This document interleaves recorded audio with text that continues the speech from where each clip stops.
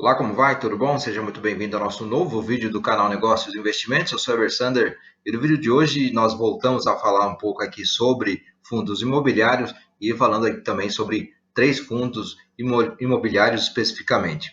Mas antes, eu gostaria de pedir para você que ainda não é inscrito aqui no nosso canal, que se inscreva, deixe seu like e compartilhe esse vídeo aí com os seus amigos e familiares que precisam entender sobre ações, sobre fundos imobiliários, precisam entender um pouco mais sobre renda variável para que possam também juntar-se a nós e viver aí nesse mundo fascinante que é a renda variável. Se você é novo aqui no canal, não esqueça da sua inscrição e também dá uma passada nos nossos outros vídeos. Eu vou deixar aqui na descrição desse vídeo alguns outros vídeos onde eu falo de ações e também de fundos imobiliários para que você possa se inteirando do assunto e certamente os outros vídeos também vão ser muito úteis para você, tá certo?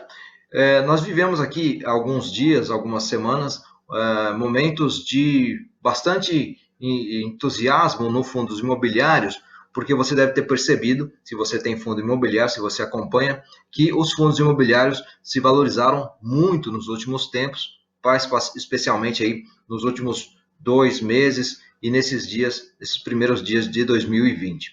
Ontem houve durante o dia algumas quedas bem acentuadas e é sobre isso que eu gostaria de passar para você, para que nós possamos fazer uma reflexão.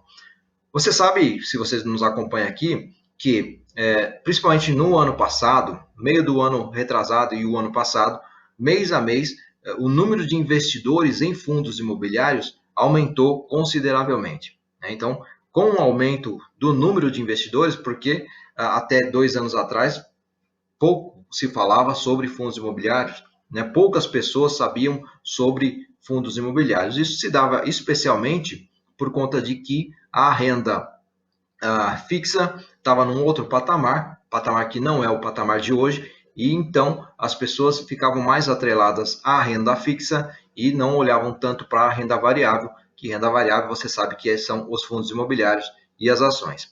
Como aumentou o fluxo de pessoas em fundos imobiliários, houve exageradamente uma forte valorização de vários fundos imobiliários. Então, muita coisa que era interessante acabou, no atual momento, deixando de ser. Por quê? Passaram a ter um yield, ou seja, o pagamento de dividendo mensal muito baixo.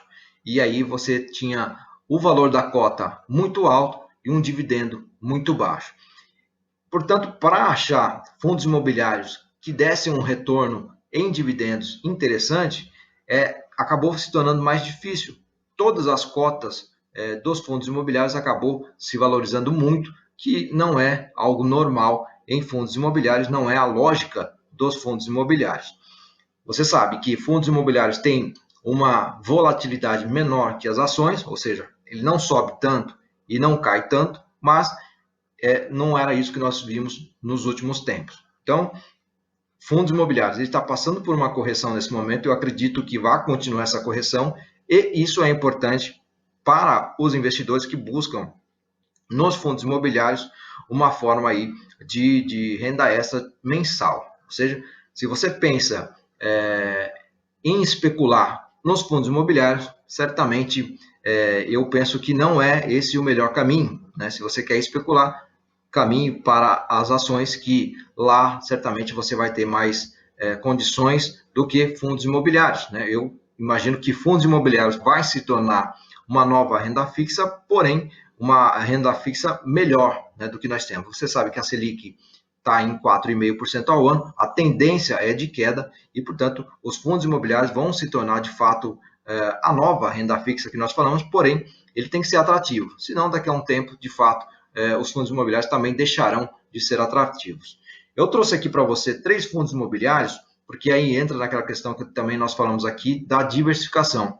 É importante que também nos fundos imobiliários você busque a diversificação entre os tipos de fundos imobiliários. E aí você tem 3 tipos: tipo tijolo, tipo papel e também os fundos de fundos. Eu trouxe para você aqui 3 fundos imobiliários para que você possa fazer uma pesquisa maior, com um tempo maior, e então decidir se vale a pena ou não ter esses fundos imobiliários na sua carteira.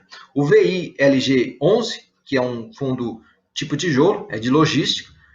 O valor da última fechamento, R$ 139,47, pagando aí o dividendo mensal de 63 centavos.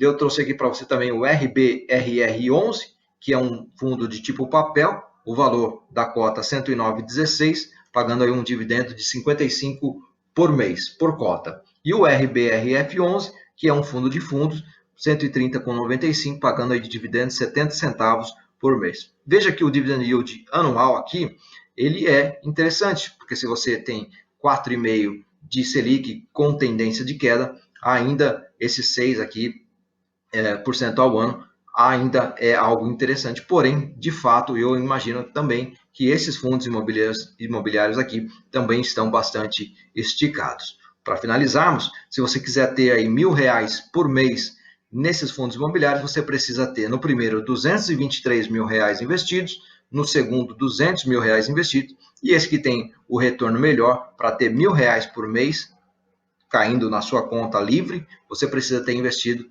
com esse fechamento, obviamente, R$188 mil, tá certo? Então, para finalizarmos, você precisa cada vez mais buscar opções, boas opções de fundos imobiliários e fazer com que o seu dinheiro trabalhe para você. Então, é um momento de cautela, um momento de, se você não tiver nada para fazer, não faça nada e que você estude nesse tempo todo, tá certo?